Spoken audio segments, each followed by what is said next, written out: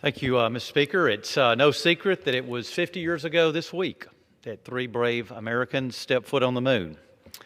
And when we look at our children's toys today, it is amazing that they contain more data processing power than the systems which actually operated the Apollo vehicles 50 years ago. These three American astronauts, Neil Armstrong, Buzz Aldrin, and Michael Collins, could not really know whether they would return. They were willing to serve their country and proud for America to be leading the world in space. But even if our space program got a strong jump start, even because of the Cold War, this mission was also about the human spirit and the need to explore. The whole world was eager to hear news of the mission. No matter what may happen in the future, this would be the first time human beings would step foot on a world other than our own home. Neil Armstrong's description of that mission was a leap, and it's fitting today as it is instructional now. And I'm excited, as many of my colleagues and many Americans are, about the President's call to accelerate our plans to land again on the moon by 2024. I'm very proud of the role that my home state of Alabama has played in the development of the most powerful rocket, the Saturn family. And you can still see today, if you go down to Huntsville, Alabama, a real Saturn V rocket suspended horizontally at the U.S. Space and Rocket Center there in Huntsville.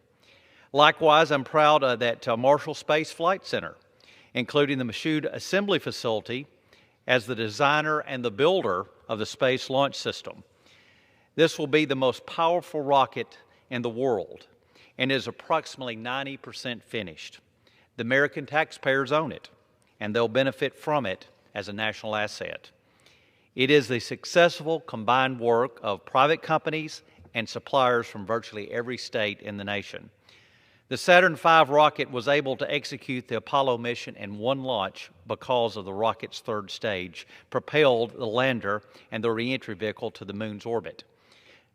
Similarly, the SLS exploration upper stage, referred to as the EUS, will enable a payload delivery to the moon orbit, including the Orion capsule, of 45 metric tons, 3 to 4 times greater than any other launch vehicle currently in use or close to completion.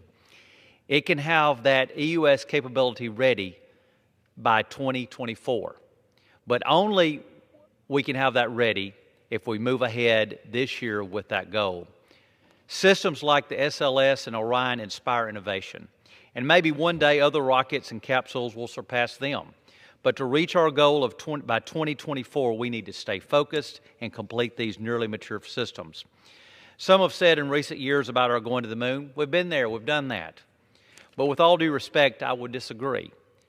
But of this new mission to the moon, I would say go there, but don't stop there. Sustainability offers many future benefits, but let's not get distracted for this first human return to the moon. Let's reach the peak. Let's make that landing. And as we ponder the future of the moon, let's look up again and set a date, a real mission date, for setting foot on Mars. Mr. Speaker, I yield back.